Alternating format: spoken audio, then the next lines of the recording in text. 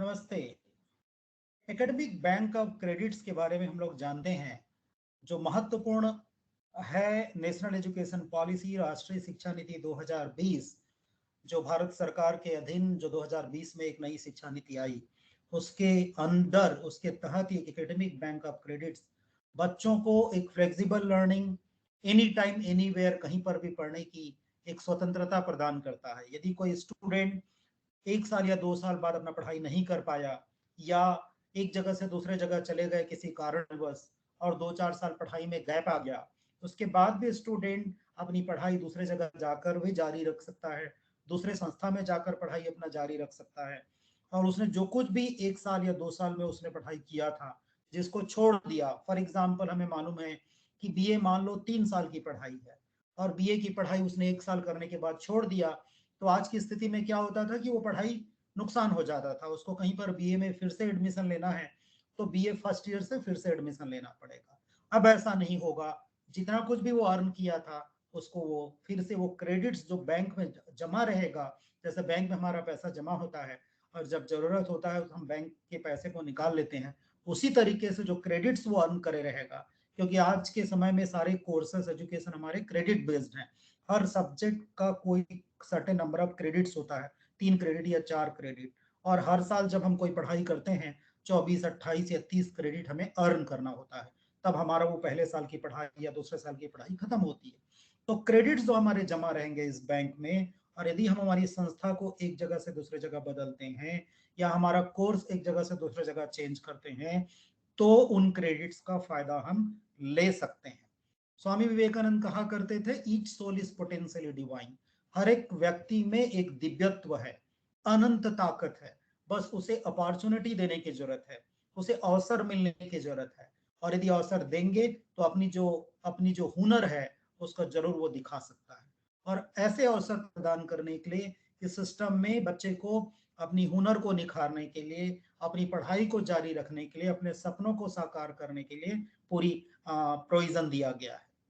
यदि हम बात करें राष्ट्रीय शिक्षा नीति एनईपी 2020, जिसको नेशनल एजुकेशन पॉलिसी 2020 कहा गया, इसमें जोर दिया गया है कि बच्चों में एम्प्लॉयबिलिटी स्किल डेवलप किया जाए, कॉम्पिटेंस डेवलप किया जाए। और कॉम्पिटेंस या एम्प्लॉयबिलिटी स्किल क्या है? एम्प्लॉयबिलिटी स्किल केवल इतना नहीं है कि बच्चे को जॉब मिल जाए, एम्प्लॉयमेंट मिल जाए, बल्कि बच्चे को अपने पैरों में खड़े होने की ताकत आए। कैसे आएगा? उसमें नॉलेज तो होना ही चाहिए, लेकिन certain number of skill set होना चाहिए। बच्चा बोल सके, प्रोग्रामिंग कर सके, टीम में काम कर सके, कोलेबोरेट कर सके, क्रिटिकली थिंक कर सके। बहुत सारे स्किल सेट हैं। और साथ में गुणों का होना जरूरी था, human values, ethical values, environment के प्रति प्यार, सोसाइटी के लिए कुछ करने की एक एक जुनून होना चाहिए। तो वैल्यूज, स्किल्स और नॉलेज को यदि हम जोड़ दें तो हम एम्प्लॉयबिलिटी कहते हैं, तो उस पर ज्यादा फोकस दिया गया है। एनईपी जो है 21वें सेंचुरी का सबसे पहला राष्ट्रीय शिक्षा नीति है। और इसको किस चीज को ध्यान में रखकर बनाया गया है या लाया गया भारत सरकार के द्वारा? यूनाइटेड नेशन में 17 सस्टेनेबल डेवलपमेंट गोल्स है, और चौथा गोल है एक सस्टेनेबल एजुकेशन, जिसके थ्रू हर एक बच्चे को, कोई भी बच्चा छूट ना पाए, उसको क्वालिटी एजुकेशन, गुणवत्ता शिक्षा मिलना चाहिए, ताकि उसको आगे जीवन में बढ़ने के लिए सहायता मिल सके। तो उस बात को ध्यान में रख करके इसे बनाया गया है, इसको लाया गया है। और ये कंप्लीटली लर्नर सेंट्रिक है। ये नहीं कि टीचर जो पढ़ा दिया तो चल गया।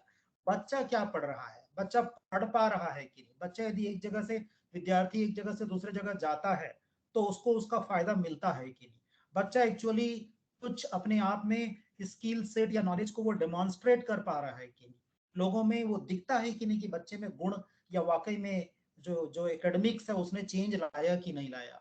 इसलिए स्टूडेंट सेंट्रिक है। ये नहीं कि परीक्षा में बैठ गए, नंबर आ गया, पास हो गए फर्स्ट डिवीजन से, इतना नहीं चलेगा। बच्चे में वो अप्रोप्रिएट नॉलेज, स्किल्स या जो वैल्यूज है वो आया कि नहीं, वो बहुत जरूरी। कुछ फंडामेंटल प्रिंसिपल्स है आपके नेशनल एजुकेशन पॉलिसी के, जैसे कि हर बच्चे में एक यूनिक एबिलिटी होता है, तो उस यूनिक एबिलिटी को निखारने के लिए अवसर देना, और साथ में उसका एक होलिस्टिक डेवलपमेंट हो, एक ओवरऑल डेवलपमेंट हो।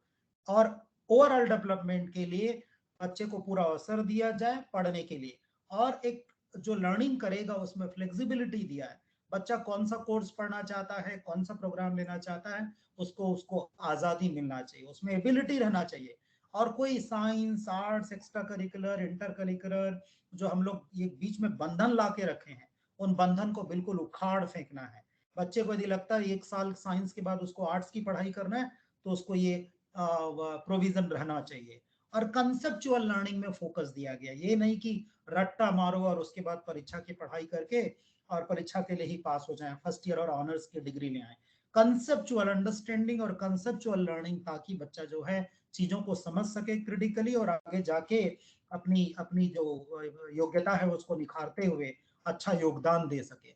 और इसमें एक महत्वपूर्ण और बात है, रेगुलरली फॉर्मेटिव असेसमेंट चाहिए। फॉर्मेटिव मतलब मान लो एक सेमेस्टर 4 महीने का, तो ये नहीं कि 4 महीने के आखिरी में यार एक परीक्षा ले लो, उससे बच्चे का एक हुनरता नहीं आ पाता। तो हर एक 10 दिन में, 8 दिन में, 15 दिन में रेगुलरली उसकी कोई ना कोई एक परीक्षा होनी चाहिए। टेस्ट हो, क्विज हो, असाइनमेंट हो, सेमिनार हो, बहुत सारे कंपोनेंट्स हैं, डायरेक्ट और इनडायरेक्ट टूल कहते हैं उसको। मैंने अपने दूसरे लेक्चर में आउटकम बेस्ड एजुकेशन का जो मेरा यूट्यूब में लेक्चर है उसमें बोला है इस बात को। तो बच्चे को फॉर्मेटिव असेस करना पड़ेगा। ऐसा क्यों? क्योंकि 3 महीने बाद यदि इकट्ठे किए और पता चला पास या फेल और पास भी हो गया, तो कितना उसने विकास किया ये पता नहीं चल पाता। लेकिन हर एक वीक के 8-10 दिन में इवेलुएट करेंगे तो पता चलेगा कि बच्चा कहाँ पर प्रॉब्लम है उसके साथ, क्या चीज वो अचीव नहीं कर पा रहा है, किस चीज की कमी है।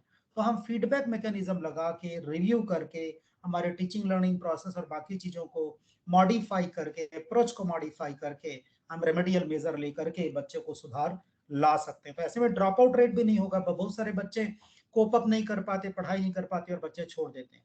और सबसे बड़ी बात, फंडामेंटल प्रिंसिपल एनईपी का जो है वो है मल्टीपल एंट्री और मल्टीपल एग्जिट।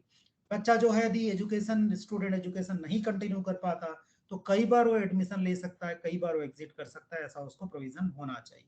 जैसे बोलते हैं ना, it's never too late to pursue a dream. अपने सपनों को साकार करने के लिए कभी देर नहीं होता। तो लगता है कि 10 साल बाद किसी को पढ़ने की यदि जुनून है तो उसको पढ़ने का अवसर देना चाहिए।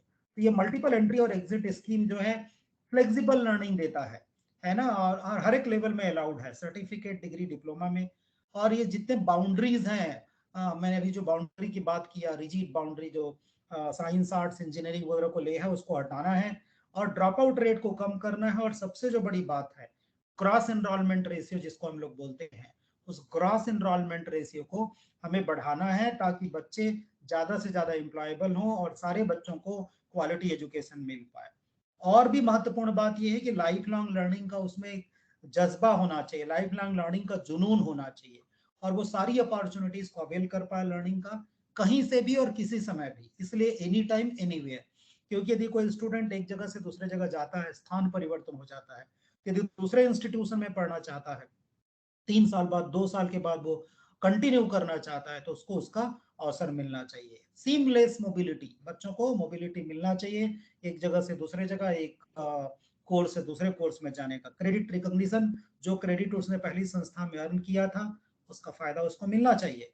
तो इसलिए क्रेडिट्स अकुमुलेट होना चाहिए। भाई मैं मान लो 100 क्रेडिट कहीं एक इंस्टीट्यूशन में अर्न कर लिया हूँ, तो मेरा कहीं ना कहीं जमा होना चाहिए, क्रेडिट ट्रांसफर का सुविधा होना चाहिए, और क्रेडिट रिडीम करने का भी मेरे को ऑप्शन होना चाहिए। जैसे बैंक में मेरा पैसा होता है और मैं पैसा अपना निकाल सकता हूँ।